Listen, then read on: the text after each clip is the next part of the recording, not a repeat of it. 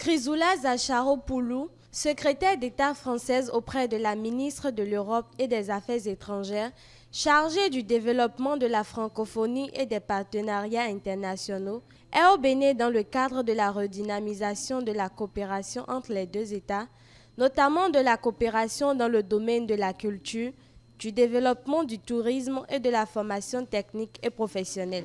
Elle est satisfaite de sa visite à la place traditionnelle à Vessan à Porto-Novo et estime que c'est un très beau projet qui a été réalisé entre les deux pays. C'est un projet tout d'abord d'inclusivité. On voit très bien qu'il y a la participation de toutes les personnes qui habitent ici avec cette promenade et avec toutes ces œuvres des artistes qu'on remercie, avec les 12 artistes qui ont participé à réaliser ça.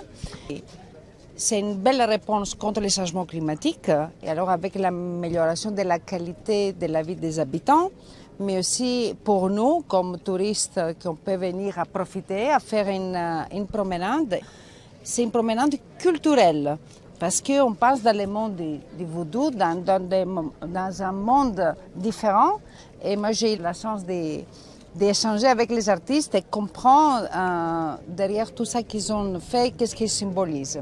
Et après, c'est un très beau projet qui a été fait entre nos deux pays, un exemple d'une collaboration. C'est un exemple de coopération décentralisée, comme disait Madame la ministre. Ce n'est pas seulement au niveau des gouvernements, au niveau des présidents ou des ministres que ça se passe aussi au niveau des édiles, au niveau des maires, au niveau des préfets. Madame la préfète est ici. Ça se passe surtout au niveau des artistes qui créent, qui produisent. On a entendu un artiste dire tout à l'heure, je suis à la fois un artiste de Porto-Novo et aussi un artiste parisien. Par ailleurs, le maire de Porto-Novo, Charlemagne Nyakoti, qui était également présent sur les lieux, a profité de l'occasion pour remercier le chef de l'État. Le projet Porto-Novo Ville Verte est une première dans l'histoire des collectivités territoriales. Et je suis très heureux en tant que maire de la ville bénéficiaire. C'est le lieu pour moi de remercier Madame le ministre, de remercier les ministres. Et nous saisissons l'occasion pour remercier le chef de l'État pour vraiment son attention particulière à l'égard de notre ville. Ce projet de réhabilitation intègre aussi des activités génératrices de revenus pour les populations riveraines. Il est à noter que l'exécution de ce projet prend fin en novembre prochain.